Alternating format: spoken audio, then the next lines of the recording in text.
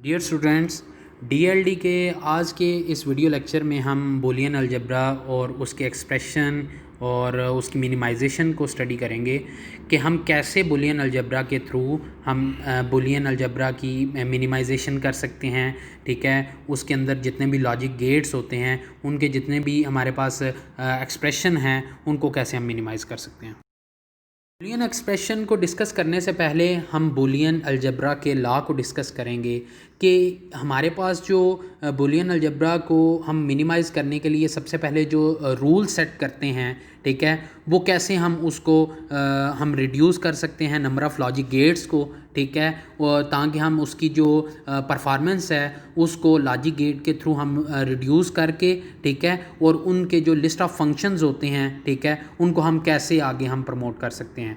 यानी हम कह सकते हैं कि a set of rules or law of Boolean algebra expression have been invented to help reduce the number of logic gets.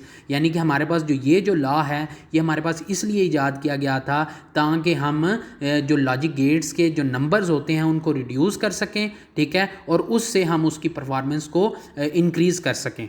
ठीक है, तो ये हमारे पास लॉ ऑफ बूलियन अलजेब्रा में आएगा। इसके जितने भी थ्योरम्स हैं, ठीक है, हम उसको लिस्ट ऑफ फंक्शन जितने भी हैं वो हम लॉ ऑफ बूलियन अलजेब्रा में आएगा। सबसे पहले हमारे पास जो इसका लॉजिक सिंबल जो होता है बूलियन अलजेब्रा के अंदर बाइनरी के अकॉर्डिंग, तो हमारे पास 0 और 1 को रिप्रेजेंट किया जाता है। जितने भी डिजिटल इनपुट्स होती हैं और आउटपुट्स होती हैं वो हम 0 1 के अकॉर्डिंग रिप्रेजेंट करते हैं। और इसके अंदर हमारे पास ये कॉन्स्टेंटली हम इसको इसी तरीके से रिप्रेजेंट करते हैं कि इसके अंदर हमारे पास जो ओपन और क्लोज सर्किट होता है उसको हम कैसे, यानी हमारे पास जो ओपन सर्किट होगा वो हम उसको 1 के साथ रिप्रेजेंट करेंगे, जो कि हमारे पास क्लोज सर्किट होगा वो हम 0 के अकॉर्डिंग रिप्रेजेंट करेंगे।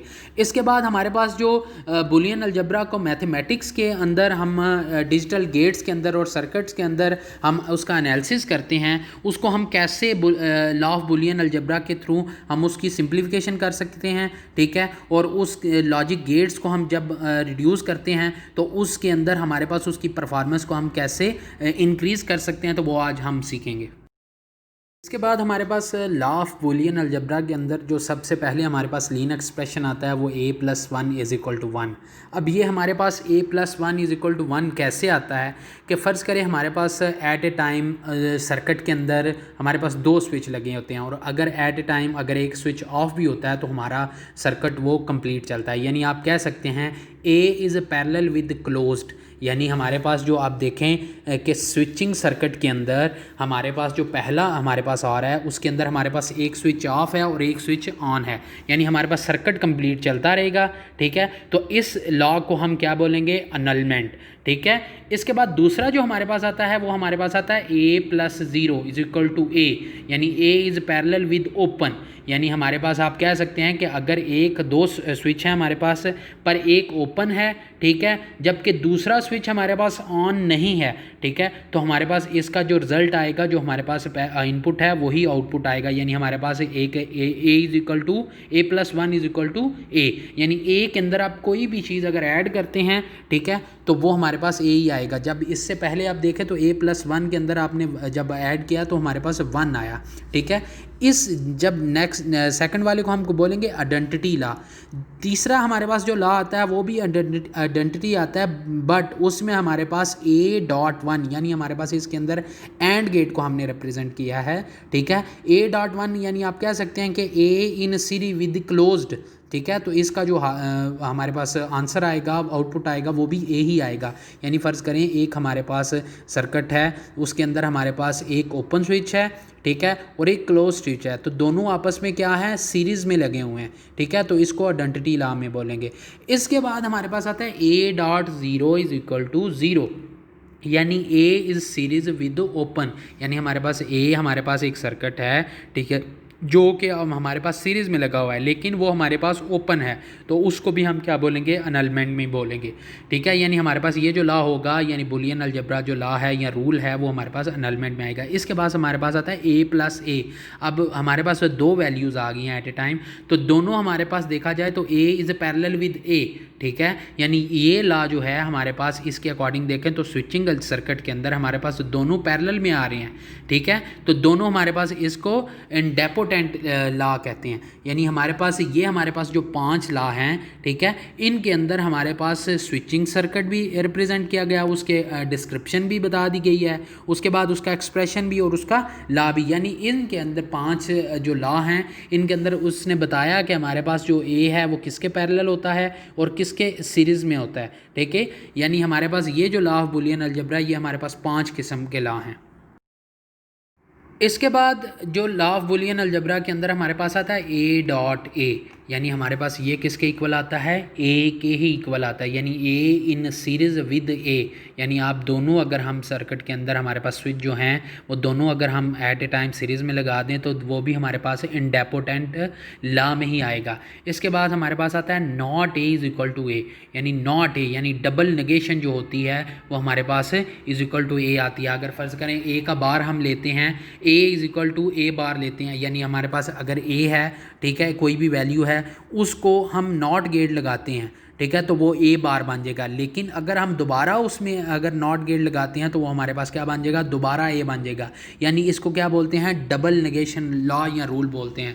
इसके बाद हमारे पास आता है थर्ड जो है, इसके अंदर ये बेसिकली 8th होता है कि इसके अंदर हमारे पास A plus A is equal to 1, यानी आप कह सकते हैं कि A is parallel with not A, ठीक है। यानी आप इसके सिंबल देखें तो इसके अंदर हमारे पास ऊपर बार आया हुआ है, यानी ए हमारे पास पैरेलल है लेकिन नॉट ए के इक्वल है, तो ये हमारे पास क्लोज में आएगा, ये कंप्लीमेंट में आता है। इसके बाद हमारे पास A dot A is equal to 0, A in series with not A, यानी ये सीरीज में तो है, ठीक है, लेकिन ये ओपन स्विच है, ठीक है, तो ये भी हमारे पास किस में आएगा, कंप्लीमेंट में। इसके बाद हमारे पास आता है A plus B is equal to B plus A, यानी A in parallel with B and B in parallel with A, यानी दोनों ओपन स्विच हैं लेकिन ये दोनों आपस में क्या है, पैरेलल हैं, तो ये हमारे पास किस में आएगा, कम्यूटेटिव लॉ में। इसके बाद हमारे पास आता है A dot B is equal to B dot A, ठीक है, तो ये भी हमारे पास क्या है, ये सीरीज़ के अंदर है। यानी आप कह सकते हैं कि आपको एक कंक्लूजन बताता हूँ कि इसके अंदर हमारे पास जो डॉट को रिप्रेजेंट किया गया हुआ है, ठीक है, वो सीरीज़ के अंदर रिप्रेजेंट किया जाएगा, जबकि हमारे पास जो और यानी एंड को आप सीरीज़ में रिप्रेजेंट कर सकते हैं और जो हमारे पास और है उसको आप पैरेलल में रिप्रेजेंट कर सकते हैं। तो अगर कोई भी आपसे सर्किट के बारे में पूछता है, ठीक है, तो आप कह सकते हैं जो भी और गेट है, ठीक है, वो हम पैरेलल सर्किट्स में लगाते हैं, जबकि जो हमारे पास एंड गेट है वो हम सीरीज सर्किट में लगाते हैं। तो ये भी हमारे पास A dot B is equal to B dot A is equal to A in series with B and B in series with A, तो ये हमारे पास दोनों ओपन स्विच होंगे, तो ये भी हमारे पास किस में आएगा, कम्यूटेटिव लॉ में आएगा। इसके बाद हमारे पास जो मेन टॉपिक है, यानी हमने जो लॉ ऑफ बुलियन अलजेब्रा पढ़ा है वो तो बेसिक था, यानी हमारे पास उनके लॉज जो हैं उनको अब हमने इम्प्लीमेंट करना है इन बुलियन एक्सप्रेशन या बुलियन मिनिमाइजेशन। कोई भी हमारे पास अगर एक्सप्रेशन आ जाता है, ठीक है, कोई भी एक स्टेटमेंट आ जाती है तो उसको हम कैसे मिनिमाइज़ कर सकते हैं, तो मैंने इसको स्टेप वाइज कर दिया इस क्वेश्चन को। सबसे पहले देखें तो 0 मैंने आपको फर्स्ट स्टेप दिया है क्वेश्चन का, जिसमें हमारे पास हमारे पास डिफरेंट ब्रैकेट्स के अंदर वेरिएबल्स हैं, उनके अंदर हमारे पास 2 आर गेट लगे हुए हैं, और ब्रैकेट्स के बाहर देखें तो हमारे पास दरमियान ब्रैकेट्स के दरमियान में हमारे पास क्या है, एक एंड गेट लगा हुआ है। यानी आप कह सकते हैं कि ए प्लस बी के दरमियान जो प्लस है वो हमारे पास और ऑपरेटर के तौर पे यूज़ हो रहा है और गेट यूज़ हो रहा है, जबकि दूसरा हमारे पास जो है ए प्लस बी के दरमियान हमारे पास प्लस और गेट है, ये भी हमारे पास इसी तरीके, और जो हमारे पास डॉट है वो एंड गेट है, यानी इनमें 3 हमारे पास एंड गेट लगे हुए हैं। अब इन 3 गेट लगे हुए हैं, अब इनकी मिनिमाइजेशन करती हैं। हमारे पास इस वक्त 3 वेरिएबल हैं पर एक वेरिएबल 2 जगह पे रिपीट हो रहा है, ठीक है। अब फर्स्ट स्टेप में देखें तो हमने इसको डिस्ट्रीब्यूटिव लॉ के अकॉर्डिंग डिस्ट्रीब्यूट किया। डिस्ट्रीब्यूटिव लॉ के अकॉर्डिंग हमने कैसे इसको डिस्ट्रीब्यूट किया, हमने ए को मल्टीप्लाई कर दिया डायरेक्ट नेक्स्ट वाली ब्रैकेट के ए के साथ, फिर ए को मल्टीप्लाई कर दिया हमने सी के साथ, यानी हमारे पास ये A dot A plus A dot C आ गया। इसके बाद प्लस बी डॉट ए, यानी आप इसको ए बी भी लिख सकते हैं और बी ए बी भी लिख सकते हैं, यानी A dot B plus B dot C, यानी हमारे पास इसको हमने डिस्ट्रीब्यूटिव लॉ के अकॉर्डिंग डिस्ट्रीब्यूट कर दिया।